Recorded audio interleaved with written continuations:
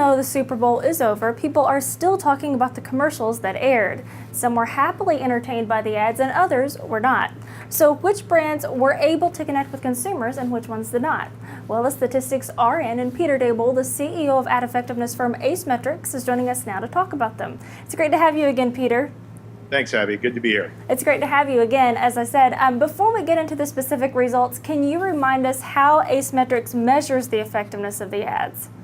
That's a great question. What we do actually that's different, it's not just a poll like American Idol voting contest with a thumbs up or thumbs down. We actually go out and get 500 geodemographically balanced U.S. consumers to view the ads and then score them on a simple 9-point scale. And we do this for every ad throughout the year, not just for Super Bowl. So we have something to compare and contrast. And so that winds up being about 25,000 independent viewer assessments of these Super Bowl ads. Wow, that's really fascinating. And also there's the ACE score that's involved as well?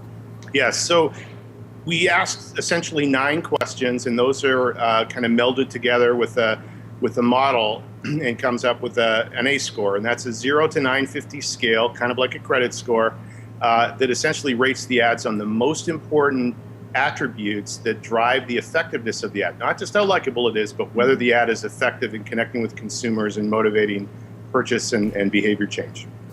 All right, so now that we have the understanding, let's get into which ads Metrix found to be the most effective. Well, it was quite a Super Bowl, wasn't it? That's right. The top 5 ads, as we talked before, aren't too much of a surprise. We actually had a tie for the top spot this year, the first time that's happened, between the M&M's commercial and one of the Doritos ads, which is the Sling Baby ad. Obviously, these fall in the humor category. They were just plain funny. There's just nothing that you can say about them. But they also had broad demographic appeal, just a highly professional ads, and you can tell from some of the world's top marketers. Right after that, we had the polar bears, and so in the top 5, we actually had 2 Doritos ads and 2 Coca-Cola ads. And the polar bears, the one where it's called the catch, where he tries to catch the Coke bottle and has 60 seconds worth of antics trying to catch it. Turned out to be basically the number 2 ad behind the 2 tied winners. And I have to hand it to you, that's exactly what you predicted when we spoke last week. Well, these guys are pretty smart marketers. I mean, that they test these ads, they get them just right. The great thing about looking at the Super Bowl ads, we see a bucket of ads that are really, really good. And it doesn't matter if you're a creative director, if you're a pundit in the industry, or if they're just the guy off the street. Everybody thinks those ads are good. There's a bunch in the middle, and then there's a bunch at the bottom in the what were they thinking category as well. But clearly, between Doritos, M&M's, Coca-Cola, they did a great job. And of course, the actual number 5 or number 6 ad, depending how you count them, was the Clint Eastwood spot for Chrysler. And that was a really different approach, not funny, highly impactful 2-minute ad with Clint Eastwood, and actually scored very well with consumers too. Right, I want to get into that one in just a minute, but the top spots, the majority of them seem to use the humor element, as you said. So does this surprise you at all that they use the humor effect? It doesn't really, especially for this kind of event. I think one of the reasons the ads are so successful is you get this broad demographic appeal. It's a wide audience. It's not a targeted audience. So you want a good commercial that's kind of going to appeal to everyone. And I think, but they tested. Humor sometimes goes wrong as well. We'll see later. But in these particular spots, they just did a brilliant job of connecting with consumers and making it a little bit light, but also getting to watch it and pay attention to it. What other trends did Metrix notice about these top ads? These top ads and the ads in general, I think these ones kind of follow the pattern that we've seen in past years, where humor really does carry the day if it's executed flawlessly like these guys have. This year, though, we saw a little bit more long-form ads, more 60-second ads, and you can see that with the polar bears in particular. Those are long, kind of emotive spots. You're drawn into the storytelling of that ad. So we see that kind of across the board. The other things, there's a lot more kind of blatantly sexual ads that showed up this year, much more than last year's. GoDaddy does it every year, but this year there was more of them, but not surprisingly, they kind of fell in the bottom third.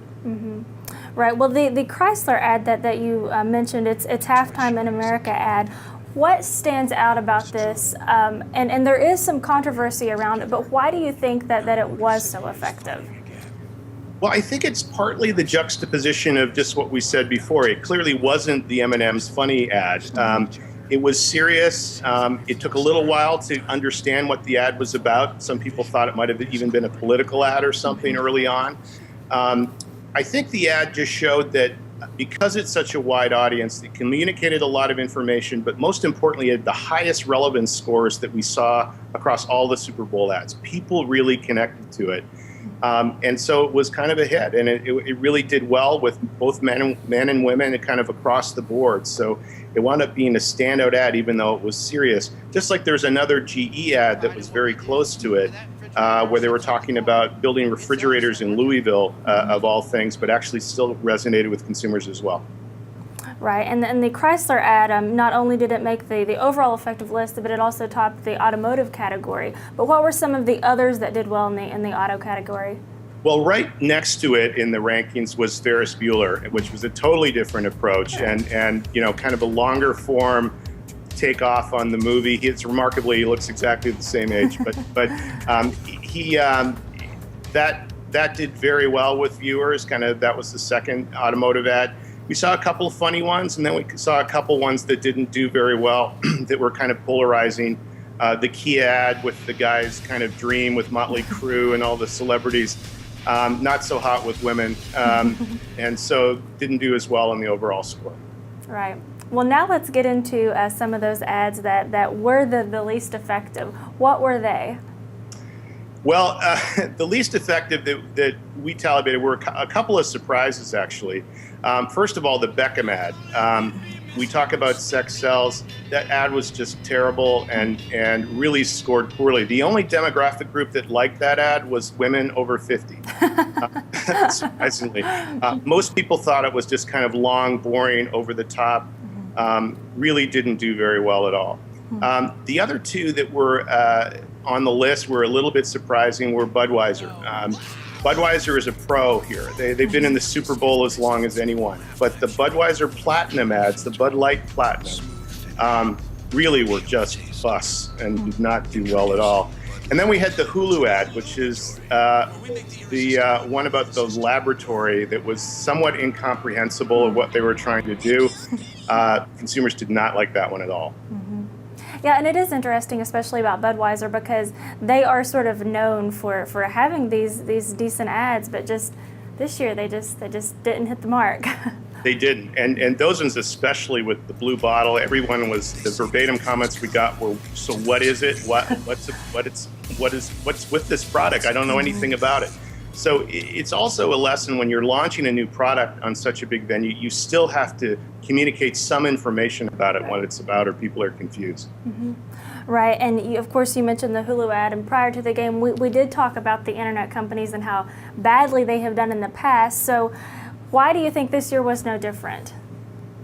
I just can't explain it. I don't know why they don't test them. I mean, that one just came across as very juvenile and silly. Even GoDaddy beat those ads, so that's what you've got going there. TaxAct Software was just above the worst, where the little boy was in the pool. Still trying to figure what that has to do with free software, but I think it's just that, is the message really getting across? That's a question they just didn't ask themselves. Well, overall, what are the big takeaways, and what do you think brands have learned from this year? Well, I think like every year, it's very hard to do a great Super Bowl ad. That's why you can't give enough credit to the guys that seem to do it year after year. They are already working on next year's Super Bowl ads. I think the other message is that you can be serious and have an impactful, emotive message. You don't always have to go for the quick joke. In fact, the career builder chimpanzees and the kind of more juvenile GoDaddy stuff really fell to the bottom of the pack. And so it's really about thinking about what the right message is and testing it till you have it just perfect. All right, great information. Peter, thank you so much for sharing this with us. You're welcome, Abby. And for the complete list of the winners and losers, visit acemetrix.com. Reporting for WebPro News, I'm Abby Johnson.